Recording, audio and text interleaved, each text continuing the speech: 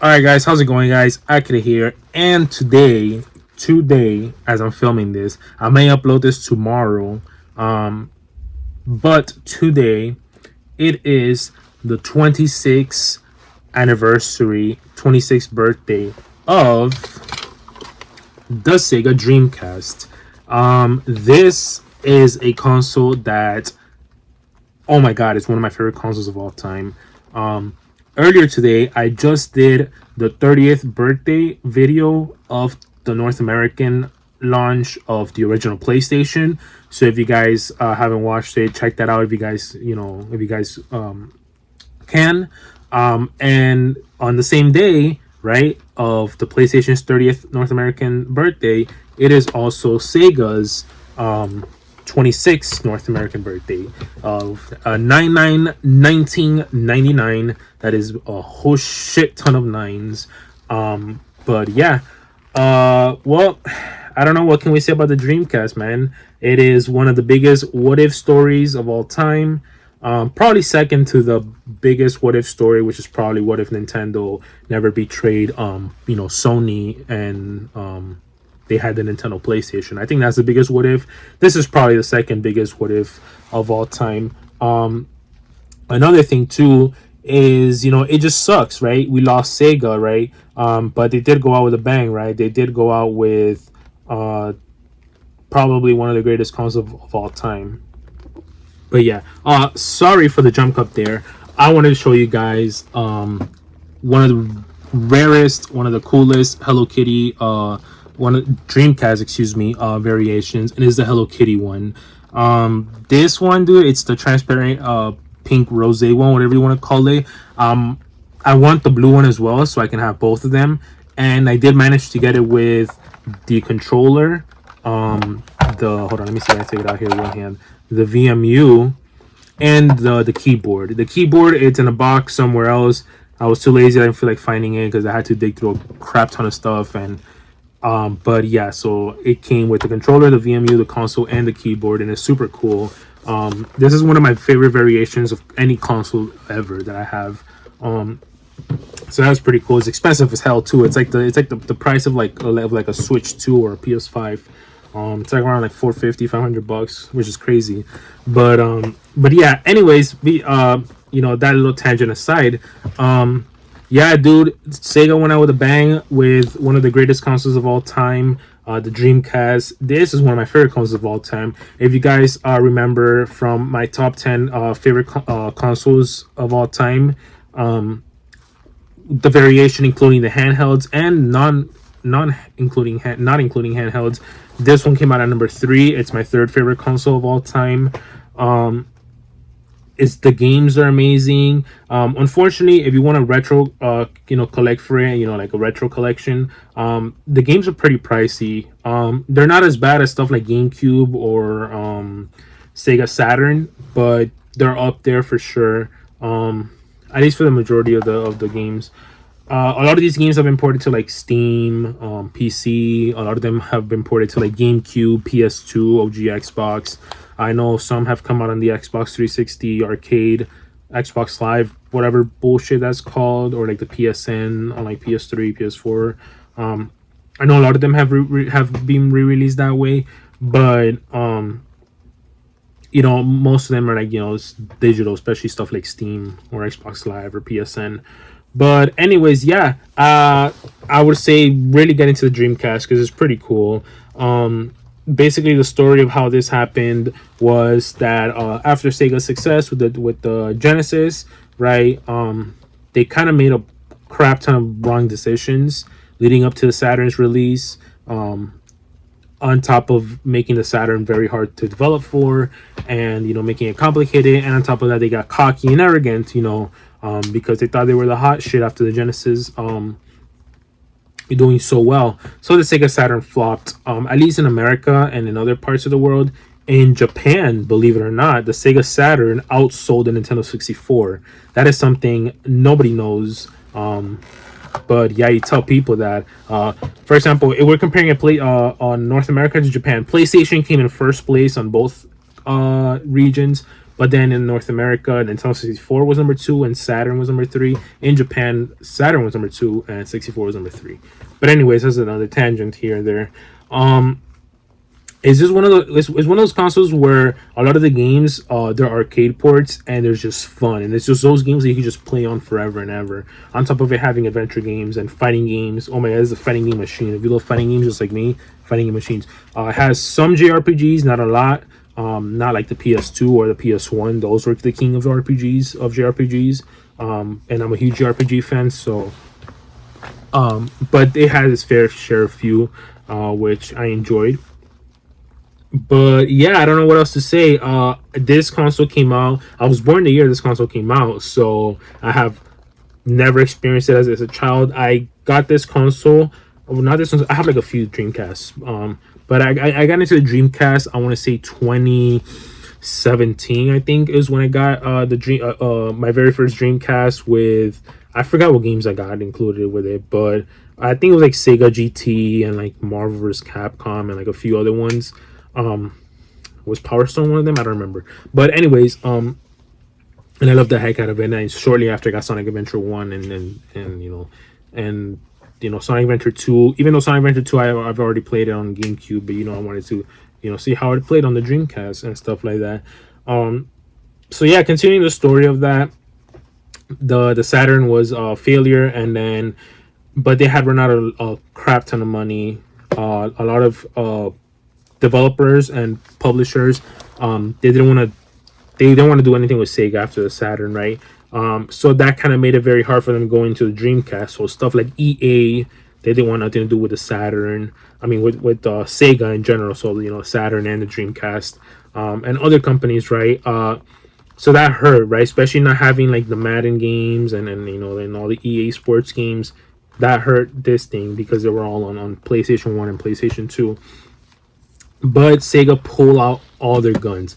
When a company is desperate, or when anyone's desperate, that's when you pull out the best of you comes out, right? And that's basically what happened with the Dreamcast. Their best, I believe this is my favorite console from Sega, and I believe it's their best console. I know a lot of people say the Genesis is their best console, which if you look at the numbers and the games, yes, that is their best console. But at least for me, to me, this is their best console because this is where they went Super Saiyan. They're like, bro, if we have to go Super Saiyan, is now. So all my favorite games, at least Sega games, are Dreamcast games. Or all my favorite Sega games, funny enough, they're all Dreamcast games. This is my favorite console of the Sega brand. But it's just unfortunate what happened. They ran out of money. And then their sins from the past, from the late Genesis era, and their sins from all the Saturn era, came back, and karma collected its death. The devil came and said, "It's time to go, buddy." So yeah, they ran out of money, and the sins of the past caught up to them, bit them in the ass, and they went down. Until that was one of the blows that they did. EA and other companies not wanting to do anything with Sega in general, so with that, they also don't want to do anything with the Dreamcast. That hurt them as well. And even though I believe that this is the greatest console of all time at the time of its release, the PS2 came out the following year and just squashed it like the tiny bug. Yeah, after that, all interest in the Dreamcast faded away. The PS2 was the new hot king on the block, and everybody wanted a piece of the PS2's ass, and so this was left forgotten, and they discontinued it. I believe it was March 2001 when they discontinued it, and then the official Sega games trickled out until like the very end of 2001, maybe a few in 2002 in Japan or something. I wouldn't doubt it, but the last game was in 2007 in Japan, and I think in North America it was probably 01 or 02. With Sonic Adventure 2 being one of the very last ones as well. I believe it came out like the holiday of 01, if I'm not mistaken. Correct me if I'm wrong. I was only like 2 years old when all that happened, so I wouldn't know, right? I'm going from what I hear on YouTube, from what I hear from people I know that are older than me that experienced this, firsthand. But yeah, one of the mistakes a lot of people say was the controller not having a second analog stick. because by the time you already have stuff like the PlayStation 1 controller, which had a dual analog stick. That could have been one of the mistakes, who knows. The memory cards are pretty cool. I like how, like I mentioned, they're very similar to the Sony Pocket Stations, where you could continue and play mini games on the go, take your games on the go.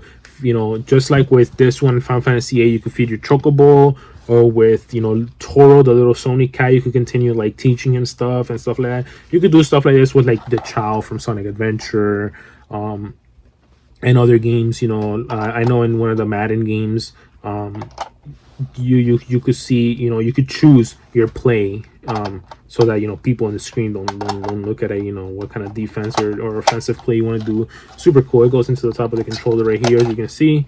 Another thing too that I would say kind of like they messed up is when Sega's next generation consoles, they always feel like a half upgrade, because they always come out first, right? So stuff like the Genesis, obviously when it came out in 88 or 89, we have stuff like people are playing, like people had come from playing the Atari 2600, the Atari 7800, the NES. So this felt like, oh my god, this is like super cool, super thing. But then the Super Nintendo came out like in 90, and it just looks more impressive. Then the Saturn as well. The Saturn came out like early, but then stuff like the PS1 was more impressive, and this, the Nintendo 64 was more impressive. Same thing with this. This comes out like 98, 99. And it looked more impressive, obviously, than and people coming off from the PS1 and the 64. They're like, this is amazing stuff. But then you got like PS2, GameCube, and Xbox that they blow this out of the water. So it's always one of the Sega's always the first one to like get ahead of the curve. But unfortunately, by doing that, whenever the next generation from the other consoles come out, since they have more time to develop, they just look way more impressive and blow it out of the water. So it feels like a half upgrade, because I've heard this is a 6th gen console, right? This isn't the same generation as a PS2, Xbox, GameCube, but I've heard the argument that they're like, this kind of feels like a 5th gen console because of stuff like the lack of like a dual analog stick, or the ability that there's no rumble and you have to put in a rumble pack, similar to like an N64. It's like this is all like last gen stuff, like what's this doing with like last gen technology, very similar to like how Nintendo had been operated recently. The Wii felt like a 6th gen console on the 7th gen era. The Wii U felt like a 7th gen console on the 8th gen era, and the Switch felt like a 7th gen console on an 8th and 9th gen era, or whatever you want to call it. And then even recently the Switch 2, a lot of people say, oh, why is the Switch 2 the same price as the PS5 when it feels like a PS4 on your hands. So that problem, that thing that plagues Nintendo, it plagues Sega somewhat. At least from what they tell me when they first, looking at it firsthand, right? Obviously I never experienced it firsthand. Excuse me, I never experienced this console firsthand. I was literally like a literal infant. But yeah, so I guess that's one of the things that probably contributed to their downfall, and many other plans. But whatever, it happened. I'm sure it's one of the most popular what if Sega, the Dreamcast didn't fail. But we can go on and on and talk about that. What I do want to talk about is some of the games, right? Funny enough, I'm gonna keep talking about this. Another thing that felt like a half step, and I felt like last gen stuff, is that games came on jewel cases when the PS2, GameCube, and Xbox all already came in DVD cases. And there's like, come on, this is like this is like last gen stuff. Get with the program, So I guess that's another thing. But whatever. Anyways, Dreamcast games, they're so cool. They came in what you call GD-ROM, which is, I believe it stands for gigabyte disc, which they did this. I believe they did this to prevent piracy, because CDs were very easy to pirate. And games like consoles, excuse me, like the PS1, the Sega Saturn, the Apple Pippin, they came in CDs. And they were easy to pirate. So they're like, oh, let's use GD-ROMs. The Sega can read CDs, right? Because it's a CD player as well. You can play music CDs, kind of like you do with the PS1 and the Saturn. So it reads CDs, it reads GD-ROMs, and it reads mill CDs. I think that's what you call it, right? Which is another form of like CD technology, ROM, whatever. And funny enough, that's how you bypass that's how people who like hackers and pirates, that's how they bypass that security, and that's how they ended up like pirating and burning mill CDs and playing burn games on it. But also ironically, that's how the indie games release their games, right? Through mill CDs. And the Sega Dreamcast is still alive in some form of till this day, and they have indie releases. Like your typical indie games, are most of them are like 2D side scrollers, shoot 'em ups, or 2D Metroidvanias. Those indie games, they still, the indie scenes, they still support the Dreamcast through the use of mill CDs. With that ability to read the Sega, the Dreamcast has the ability to read mill CDs. That's how they do it. But yeah, just a few highlights here and there. Echo Dolphin is a pretty fun game. I like it. I really wanted to show you more Dreamcast games, but a lot of them are in a box. They're like, it's under like my bed, and then some of you are in that box where I said where the keyboard of the Hello Kitty keyboard was, and I did not feel like digging for like 20 minutes under that. Me digging looking for that stuff would have taken longer than what this video is gonna take. So whatever. Dead or Alive 2 fighting game stuff. I wanted to pull out my other fighting games to show you guys, but I guess this is the one that was like right here, easier to grab on. Fighting games, dude. Fighting games in this, Capcom supported the crap out of this console. And stuff like what is this, Tecmo, right? And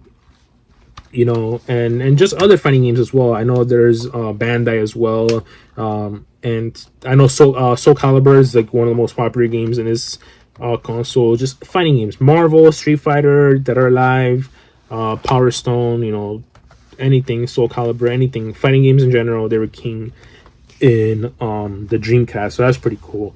And then so the North American games, right? They had like this like arc or whatever, white, and it said Sega Dreamcast. The later ones had the black one, and it said Dreamcast with the Dreamcast logo.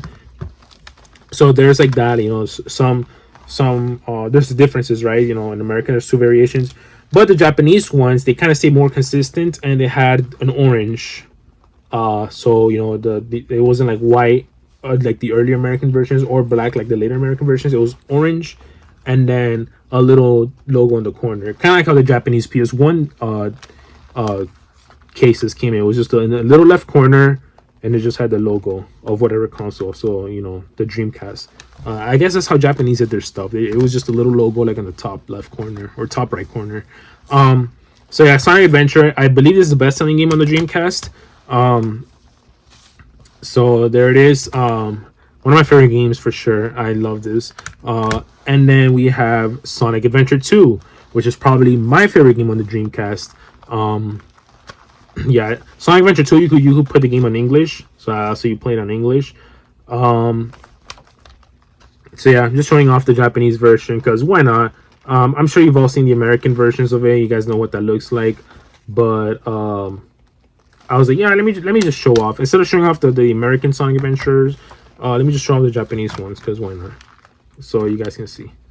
But yeah, it's super cool. But yeah, that's all I have to say about the Dreamcast. What else can I say other than I just love the games, I love the consoles. It sucks that in my opinion, Sega's best console had to be their last one. If you guys want to collect for it, I say do it. I will say just be mindful of your wallet because they are pretty pricey. And if you're one that you're like, I want to play the games, but maybe I don't want to spend like $80 on like Jet Set Radio on like eBay, or whatever, other games, Crazy Taxi, all the cool stuff. Steam has like Crazy Taxi for like $6, I think. Jet Set Radio is also like $6 on Steam. Sonic Adventure 1 and 2 are like $6-7 on Steam. So I guess you go that route if you want, or the PS2 versions, PS2, GameCube, Xbox. Sonic Adventure 1 and 2 are on GameCube. Crazy Taxis on PS2 and GameCube. I know Jet Set Radio, they have like the Jet Set Radio Future, which is like a different in the franchise, but it's still that's on OG Xbox. and stuff like that. So you can, and those are way cheaper. For example, Crazy Taxi on like PS2 or GameCube is like $5-10. So you can go that route as well. You know, get the different ports. But yeah, other than that, guys, I got nothing else to say about this beautiful, amazing console. Let me grab this one. This one's pretty cool. Other than I just can't stop fanboying about this console. My third favorite console of all time.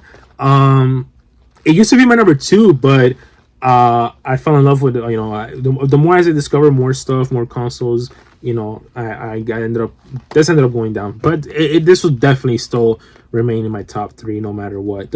I can never see this falling out of my top 5, but for sure, it's definitely number 3. Other than that, guys, if you guys please like, comment, share, and subscribe, as it will support me greatly, and I'll really appreciate it. And yeah, other than that, guys, thank you guys for watching.